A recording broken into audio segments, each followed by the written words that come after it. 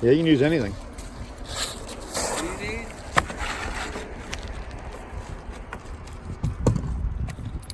Wait till you see this multi-colored roof. Pretty amazing. If you notice here, when we put our starter strips on the outside edge, we give it an overhang. There's about 1.5 inch overhang right here on the strip edge. So this shingle here measures 6.5 inches with an 1.5 inch overhang. Then you start running your shingles. And also you notice that this little tar strip right here on the overhang, that is absolutely essential on your starter strips, that it runs there. This is going to be a multi-colored roof.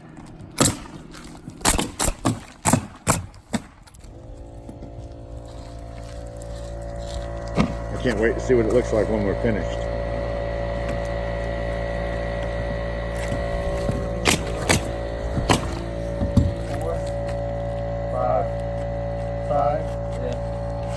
These shingles also have a line on them. If you notice there's a white line, you want to be real close to that white line when you're nailing your shingles. And the reason for that is because it's double layer right here. And you want to connect them 2 layers together.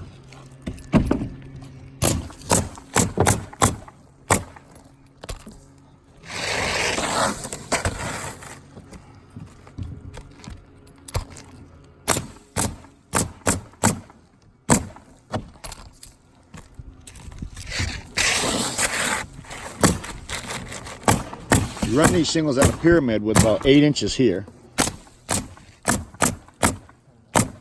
What happens is your lines never line up, so you don't want this shingle anywhere near the end of this shingle.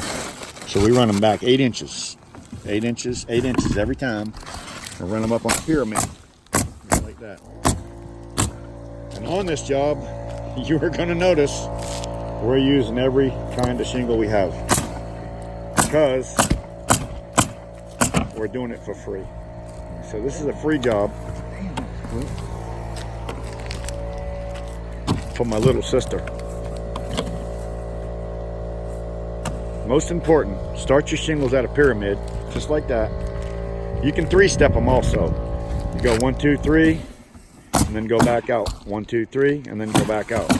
But I like a full pyramid, personally.